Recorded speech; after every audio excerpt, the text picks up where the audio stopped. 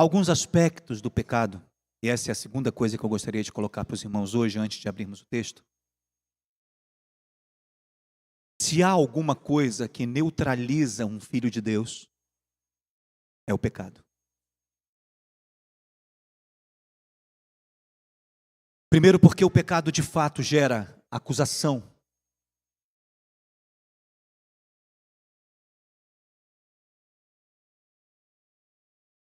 O pecado nos traz a sensação de desqualificação. E nós sabemos que existem pecados que são difíceis de serem vencidos, porque eles se tornam fortalezas espirituais. Algo que às vezes ele é tão distorcido que é inserido em nosso caráter. A gente pensa que é parte da gente, mas não é. Então a gente precisa estar atento para esse processo de qualificação que a palavra nos dá.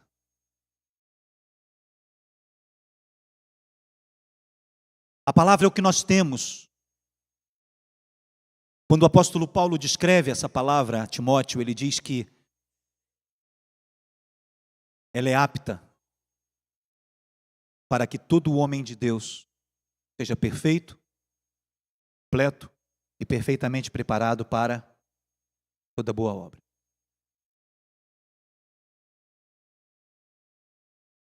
Creio que lemos esse texto na semana passada. Mas o abrimos, não é, Maico? Timóteo? Oi?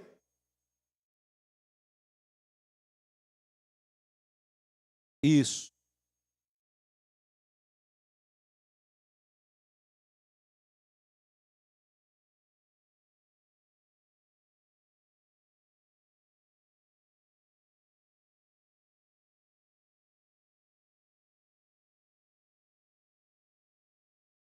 Verso 16, mais especificamente, esta referência.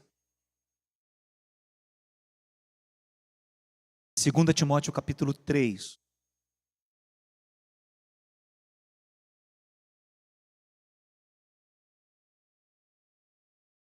Enquanto os irmãos abrem, eu preciso fazer uma correção de uma coisinha que eu falei no final do culto do domingo passado.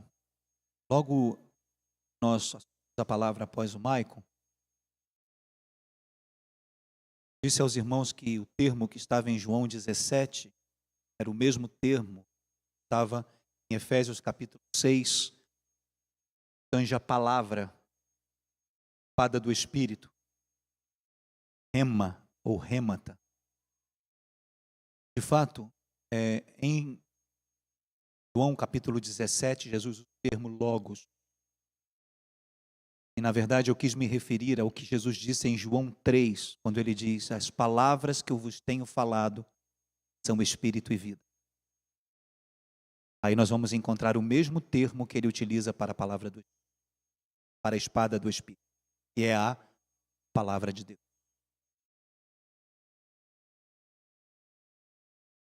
Em João 17, quando ele diz: santifica-os na verdade, a tua palavra é a verdade, ele utiliza o termo logos. Mas quando ele diz: as palavras que eu vos tenho falado são o Espírito, acho que João 6,63. Diz: as palavras que eu vos tenho falado são Espírito e vida. Esse termo palavra é o mesmo que o apóstolo Paulo utiliza, rema. Vem da palavra grega. Aqui, 2 Timóteo capítulo 3, especificamente no verso 17, o apóstolo Paulo vai dizer que toda a escritura, a quem ele se refere no verso 16, que é inspirada e proveitosa para ensinar, redarguir, corrigir e instruir.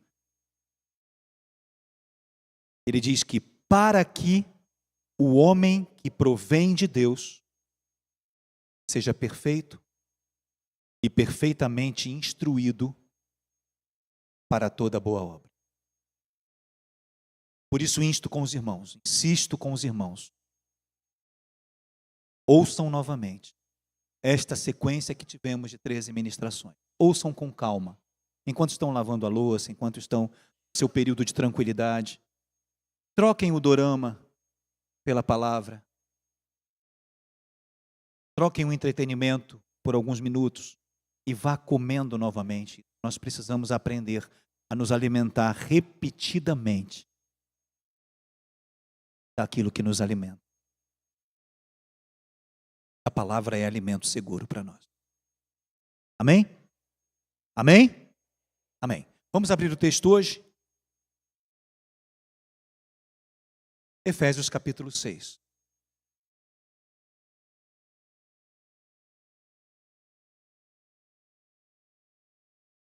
Eu gostaria de retornar a um aspecto que o Maicon compartilhou conosco, muito precioso.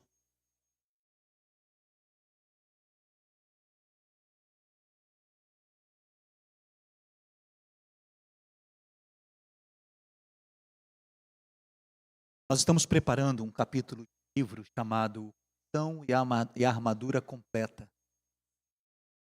Vamos disponibilizar para os irmãos para que possa ser imprimido, impresso, ou você tenha em seu computador.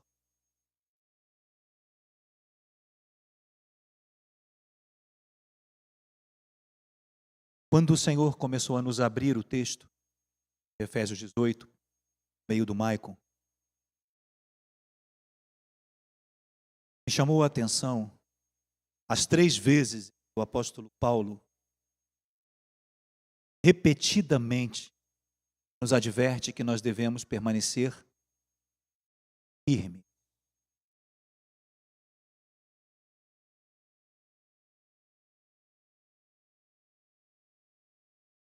Vamos ler o 11?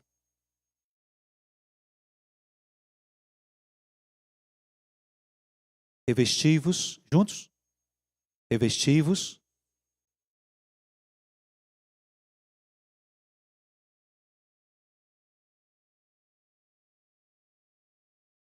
Vamos nos aproximar um pouquinho mais do texto. Vamos declarar: revestivos da armadura completa de Deus. Porque toda a armadura de Deus é de fato a compreensão de que nós devemos nos vestir de toda ela.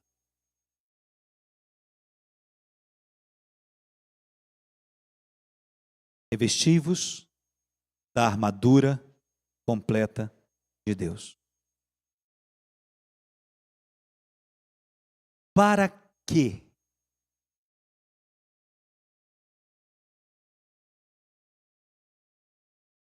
O que o texto responde? Se nós perguntarmos a esse texto, eu devo me revestir da armadura completa de Deus, para quê? Com que finalidade? Para quê? Para que possais o quê? Estar firmes contra as astutas ciladas do diabo. Então, a primeira coisa que o apóstolo Paulo nos diz é que nos vestir da armadura completa de Deus nos capacita para estar firmes contra as astutas ciladas do diabo. Maicon tratou isso muito bem. Eu estou apenas dando... Sabe quando você sublinha alguma coisa que já está dita? Eu estou só marcando e dizendo, isso aqui é importante. Muito importante, dentre todas as outras que nós temos recebido. A preposição que o apóstolo Paulo usa aqui, quando ele diz, revestivos de toda a armadura de Deus, para quê? Ela tem 2 sentidos específicos. Primeiro, ela determina para onde se vai. Para onde ir, em que direção. Mas no sentido mais amplo e metafórico, ela trata da ideia de um objetivo. Ela mostra um propósito. Define uma intenção.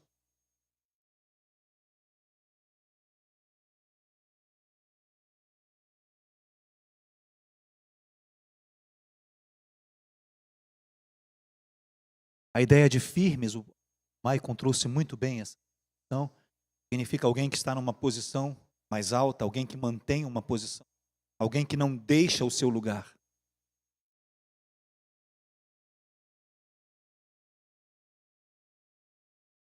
A intenção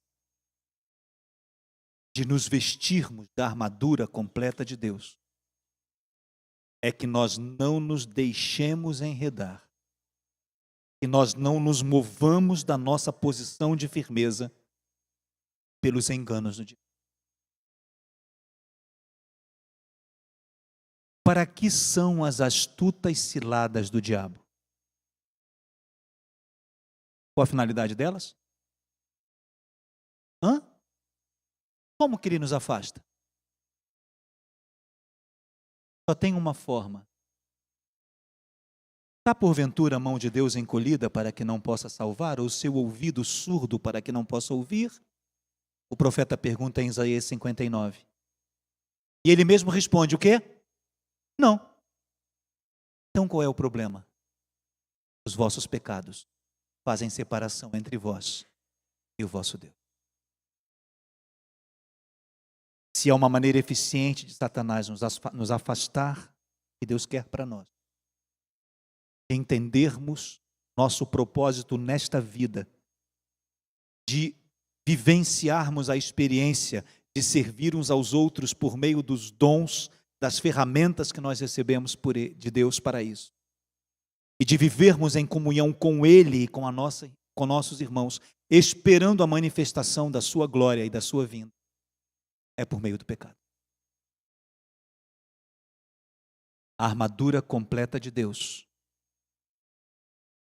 deve ser vestida para que possamos resistir às astutas, enganosas ciladas do diabo. Está claro isso?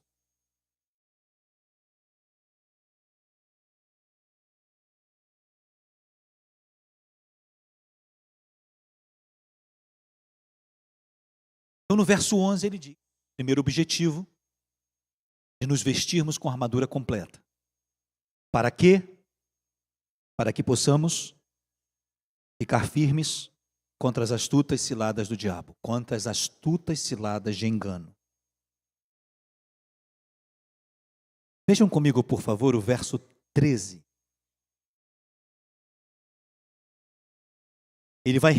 O apóstolo Paulo vai retomar o mesmo entendimento. Vamos ler? Vamos ler juntos. Portanto, tomai toda a armadura de Deus, para que possais resistir no dia mau.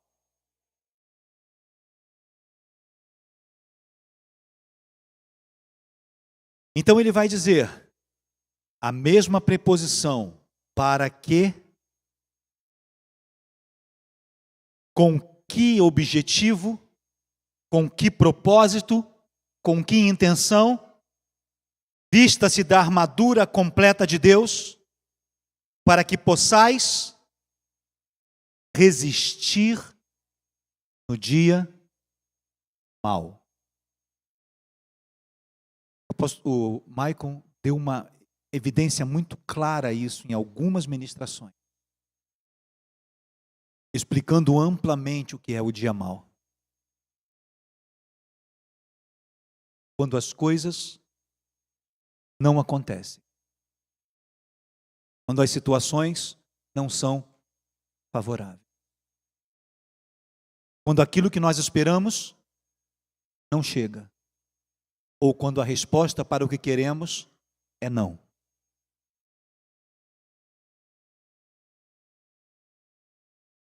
Ou quando bate a nossa porta, sem que a gente convide, a dor, o sofrimento, a angústia, a perda, a necessidade.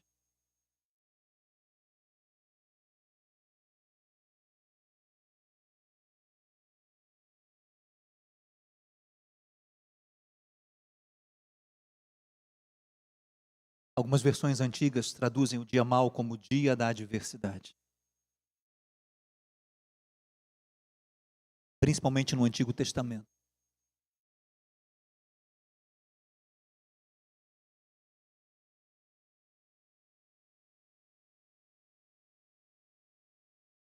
Quando Jesus trata dos últimos dias, Ele nos prepara claramente e abundantemente para esperarmos pelo dia mau.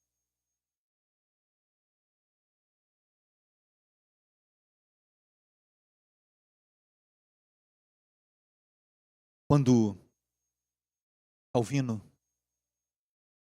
trabalha o conceito de dia mau, ele diz que existem duas manifestações claras. Uma é uma realidade escatológica pessoal. A outra é uma realidade escatológica ampla, geral. Porque o dia mau pode bater à minha porta de forma individualizada. Ou todos nós podemos estar passando por uma realidade. O dia mau nos atinge a todos de uma mesma.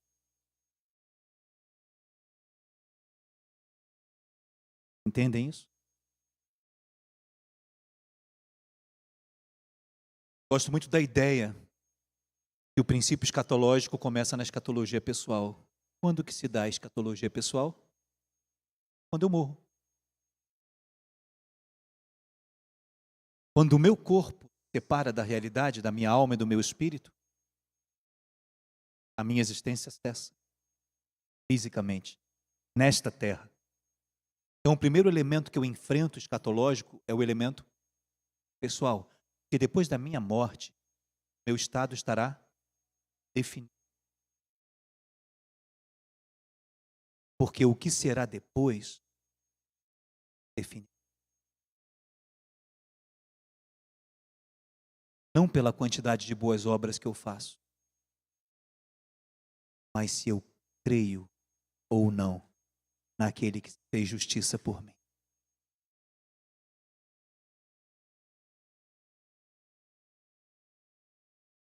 Porque nós não recebemos as boas obras para sermos salvos. Nós fomos recriados em Cristo Jesus para fazê-lo. Ao contrário.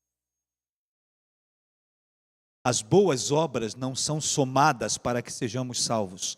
As boas obras resultam de termos nascido de novo.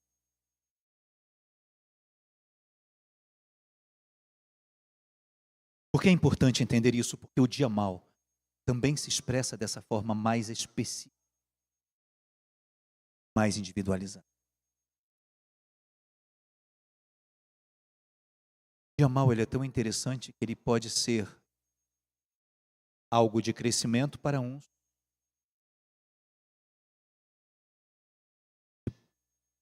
profundo teste de fé para outros.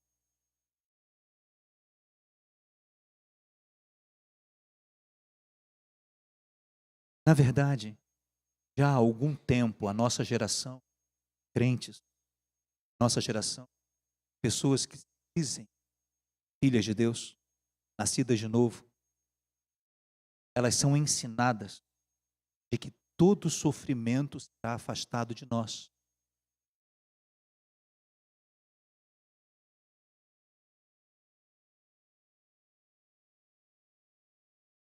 Já ouvi vários líderes dizendo que a vida do crente é maravilha em maravilha, vitória em vitória. E a maravilha e milagre é porque você está numa situação, só Deus pode resolver a sua causa. E a vitória é porque houve uma situação onde você teve que se empenhar e lutar.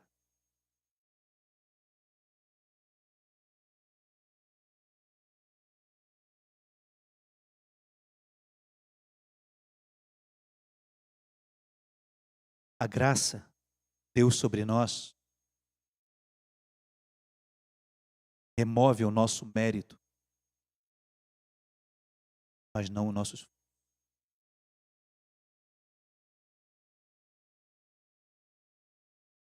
Se os irmãos entenderam o que eu estou dizendo. A graça de Deus sobre nós é o favor que nós não merecemos. Então, ela remove o nosso mérito. Mas não significa que recebendo a graça, nós não tenhamos nada para fazer, porque Ele já fez tudo.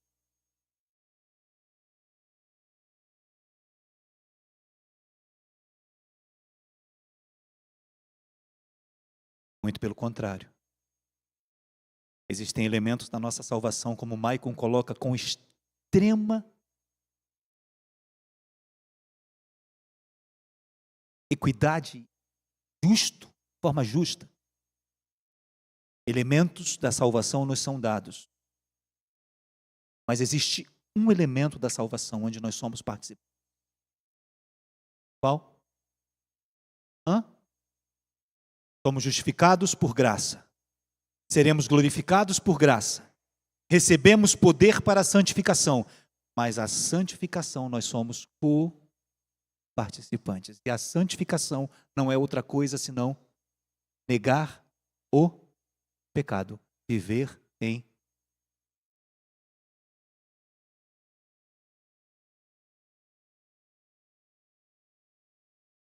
É incrível que até para isso nós recebemos poder dele, à medida em que vivemos nele e nos vestimos da armadura completa que ele nos deu, para permanecermos firmes, inclusive no dia mau. E ele diz, havendo feito tudo, quer dizer, e tendo feito tudo que tem que fazer, continue firme.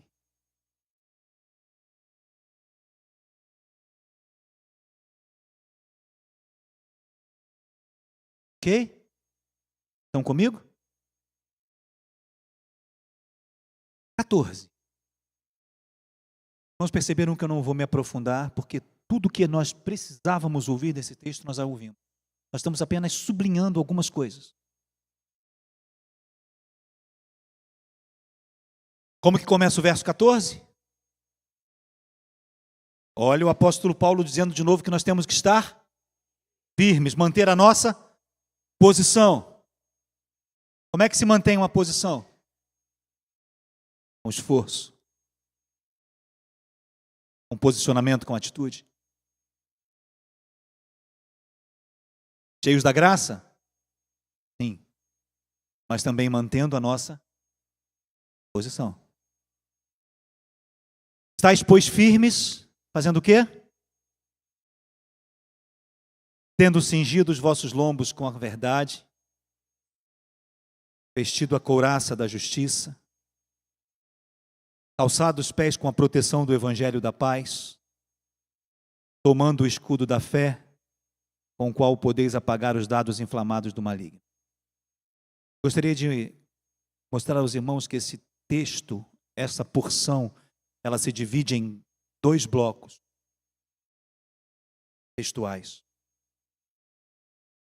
O apóstolo Paulo começa a dizer que ao vestir a nossa armadura completa, nós precisamos estar firmes. A tradução que o Dr. Gilberto faz, está com o Dr. Gilberto aí? Não, né? A tradução feita pelo Dr. Gilberto é muito interessante, muito próxima. A ideia é a seguinte: estáis, pois, firmes, tendo cingido os vossos lombos com a verdade, tendo vestido a couraça da justiça, tendo calçado tendo o calçado da proteção do evangelho da paz. E aí ele vai entrar com uma nova expressão, tendo sobretudo o escudo da fé, com o qual podeis apagar os dardos inflamados do maligno. Até aí os irmãos vão perceber que no maligno há um ponto. Olhem para o texto. Vai começar um novo setor do texto. Ele diz, tomai também. E aí é uma palavra de ordem. O termo utilizado aí dá uma ideia de ordem, de pedido. Tomai também o capacete da salvação e a espada do Espírito. Vejam que há um ponto e vírgula. E aí ele entra falando sobre orar em todo o tempo, com toda a oração e súplica, por todos os santos no Espírito Santo.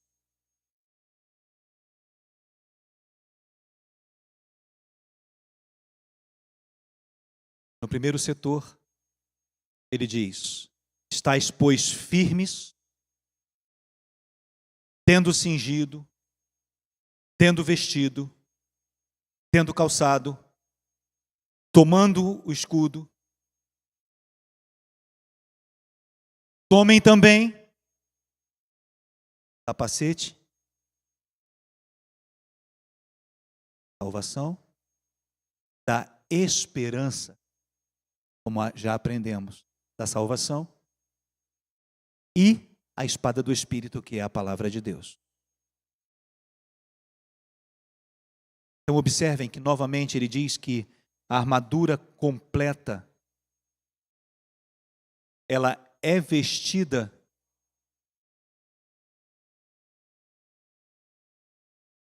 para estarmos firmes, e ela é vestida porque estamos.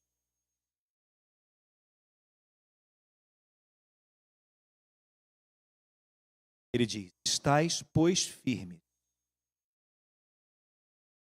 Por quê? De que forma? Tendo vestido, tendo cingido, tendo calçado.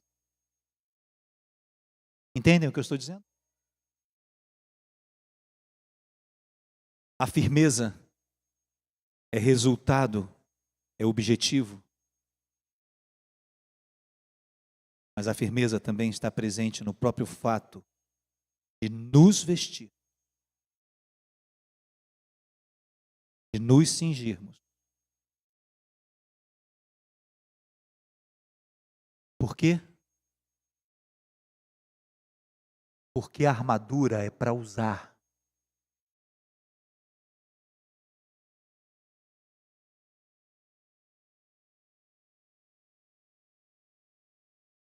Ninguém se veste, cinto, uma couraça, calça os pés, toma um escudo, veste um capacete, empunha uma espada para ficar sentado na esquina vendo a banda passar.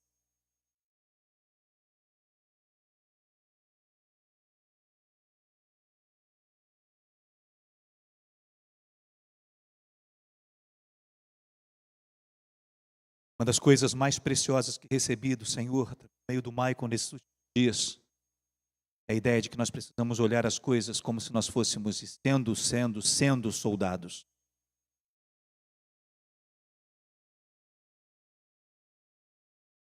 O apóstolo Paulo descreve uma luta livre, um combate franco, corpo a corpo, contra o pecado. E a nossa atitude é de quem não apenas tem uma armadura guardada dentro de um armário, mas para alguém que está firme para vesti-la, permanece firme e a vestir.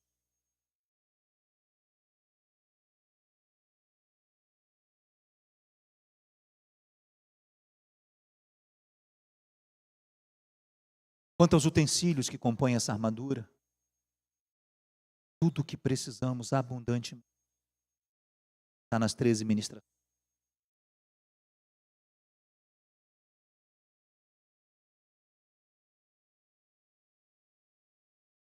Está no conteúdo que o Senhor já nos deu graciosamente.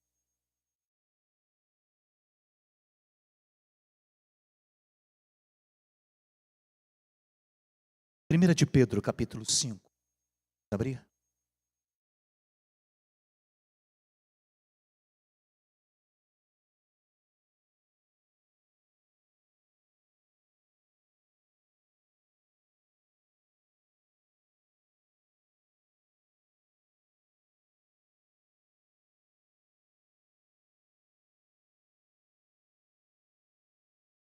Começando no 8 e até o 9.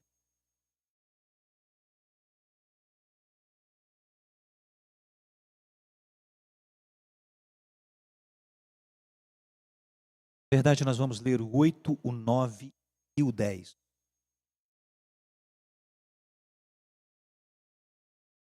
Lá? Juntos? Não importa a sua versão. Vamos ler juntos.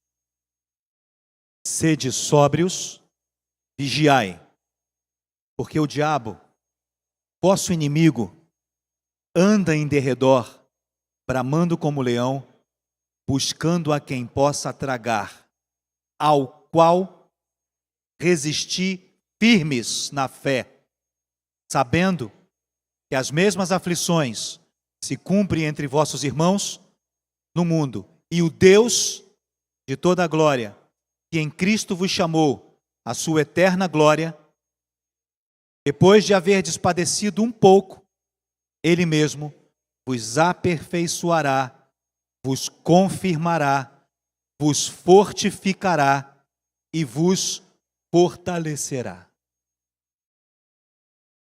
Entendem o que está conectado aqui?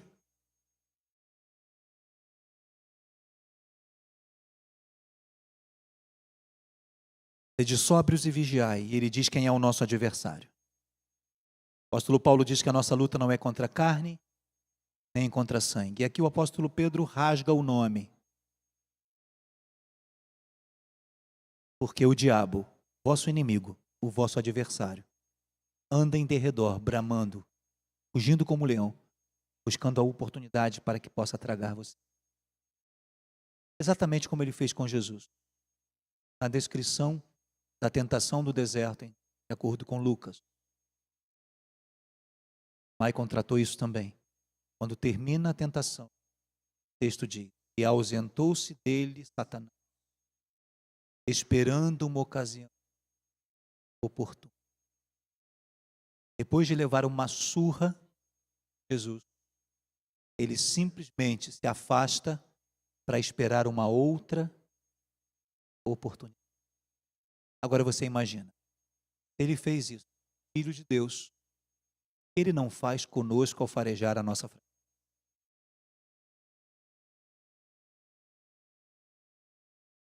Algum tempo atrás eu li um livro, na verdade um capítulo de um livro, que falava sobre a cultura viking.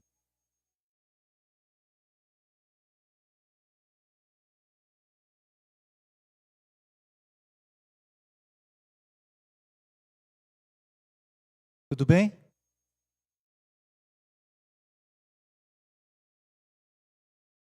Quem? Catiúcia. Dê um suporte para ela.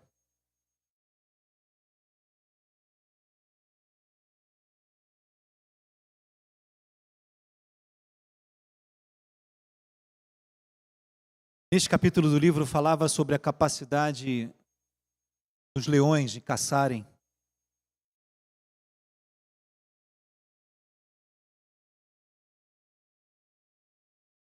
As duas coisas mais presentes no faro do leão é o sangue. E eu não sei como eles chegaram a esse ponto, mas ele fala do cheiro do medo. O leão consegue sentir e farejar o cheiro do medo nas suas vítimas.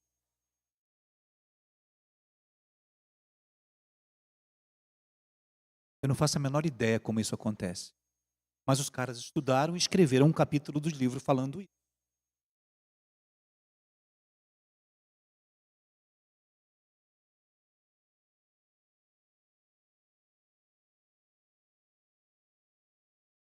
Estar firme é não dar ao falso leão. O verdadeiro leão é o leão de Judá. Quando ele ruge, treme. Mas é um falso leão. Fica em nosso derredor buscando a nossa fragilidade, farejando o nosso.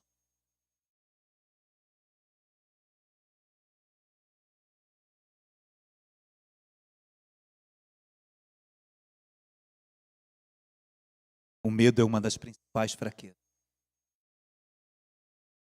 Aí o apóstolo Pedro diz que nós devemos fazer o quê? Resistir firmes na fé.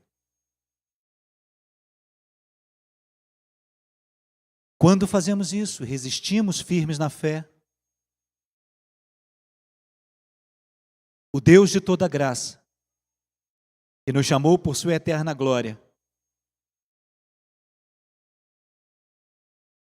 depois de haver padecido, lutado, se esforçado, Ele mesmo os aperfeiçoará, os confirmará, fortificará, os fortalecerá. Então ele está dizendo: lutem. Lutem. Porque mesmo que vocês passem por apertos na luta, Ele que tem todo o poder os há de fortalecer,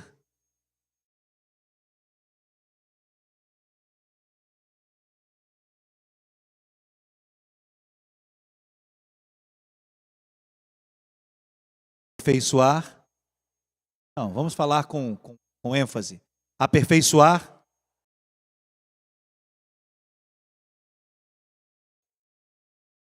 Amém? Romanos 5, verso 2. Já estamos terminando.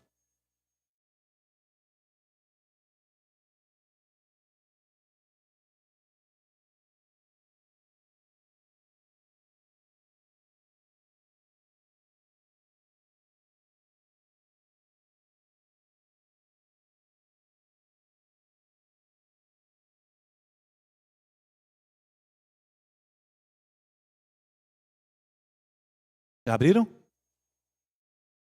Versos 1 e 2. Juntos?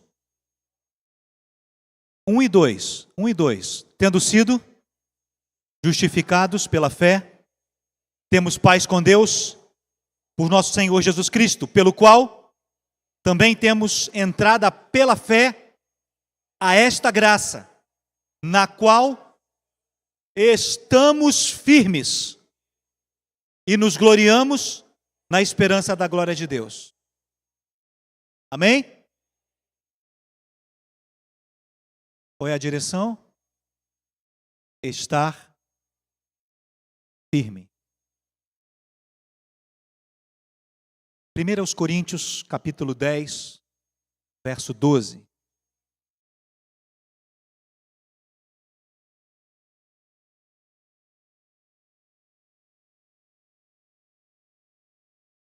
Essa orientação do apóstolo Paulo é interessante, porque a forma como foi traduzida aqui é um pouco diferente. Mas é o mesmo verbo. Temi. Oi? Desculpa, capítulo 10. 1 Coríntios 10, 12. Vamos ler? Podem ler.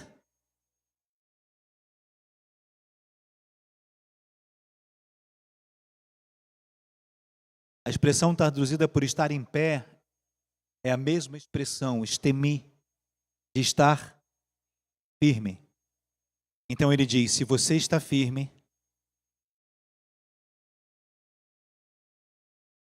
fique esperto. A gíria popular. Se liga para que você não caia.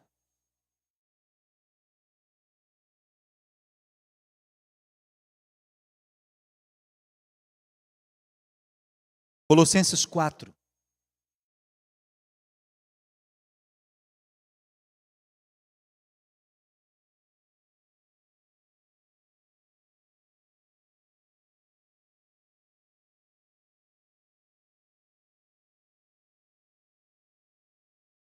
Verso 12.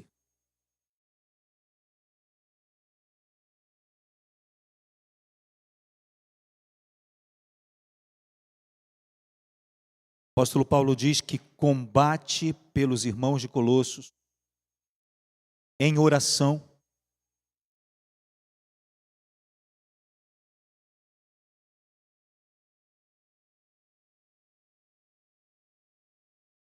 para que eles sejam conservados firmes, perfeitos, completos em toda a vontade de Deus. Colossenses 4, 12, não é isso? Saúdo-vos, Epáfras, que é dos vossos servos de Cristo, combatendo sempre por vós em orações, para que vos conserveis firmes, perfeitos e consumados em toda a vontade de Deus.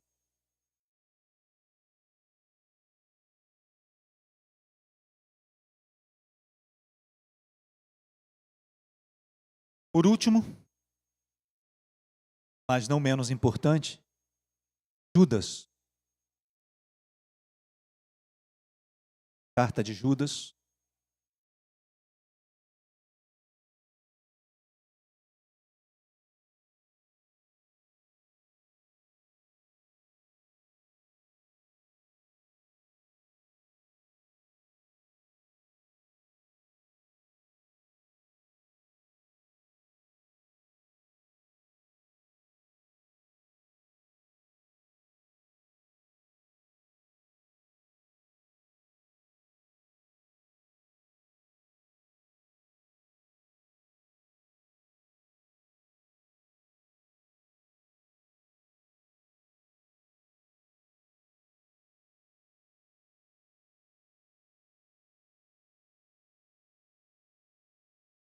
Já estamos fechando, irmãos. Só tirar uma dúvida rápida aqui. Só um instante.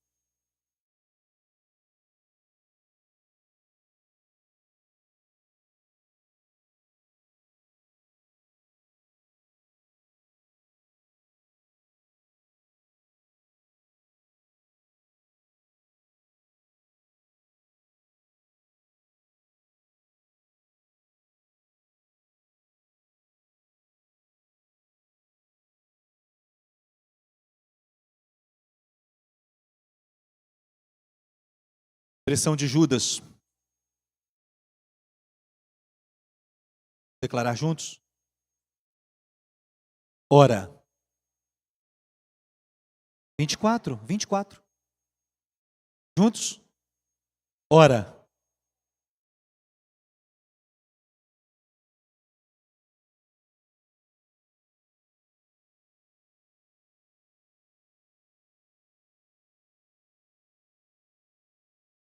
Aquele que é poderoso para vos guardar de tropeçar e vos apresentar irrepreensíveis com alegria perante a sua glória. Qual é a ação de Deus sobre nós? Nos guardar de tropeçar, para nos apresentar imaculados e irrepreensíveis diante dele, diante da sua glória.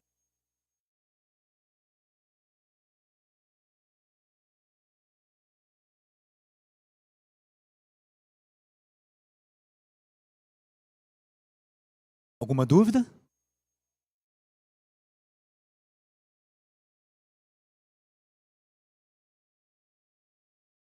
Semana que vem vamos retomar o entendimento que vínhamos trabalhando. Fechamos esse parêntese. Armadura completa de Deus. E vamos retomar o entendimento daquilo que recebemos da provisão do Senhor para lutarmos contra o pecado. Uma dessas coisas, a compreensão do seu amor. Porque o amor de Cristo nos constrange. Se o amor dele não nos constranger a não pecar, tenha certeza que não será a pancada de pastor que vai fazê-lo.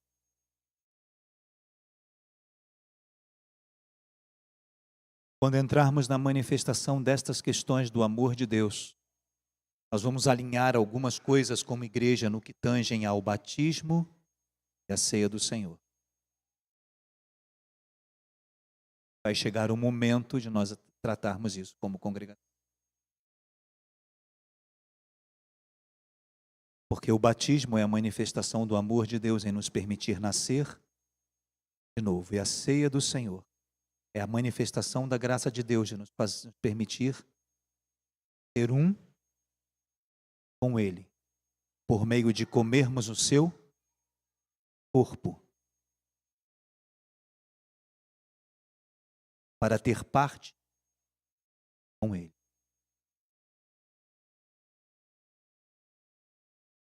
Ok? Amém? Fechem os seus olhos.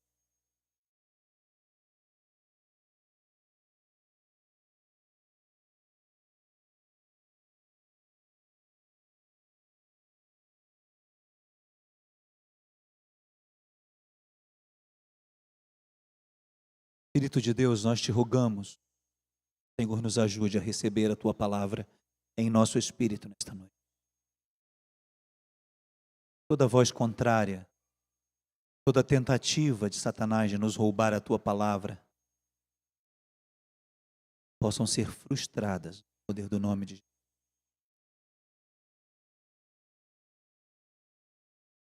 Os olhos do nosso coração e os ouvidos da nossa alma sejam amplamente abertos, para que durante esta semana o Senhor continue aplicando isto ao nosso e ao nosso coração. Despede-nos agora em Tua bondade, ajuda-nos a viver em Tua graça. Que os nossos dias sejam guardados em Tua misericórdia e as nossas vidas sustentadas pela Tua providência. Em nome de Jesus. Amém. Que a graça do Senhor Jesus, o amor de Deus Pai, a comunhão e a consolação do Espírito Santo estejam sobre a sua vida, sobre a sua casa, sobre a sua família, hoje e até que Jesus venha nos buscar. Amém? Uma semana abençoada a todos. Em nome do Senhor Jesus.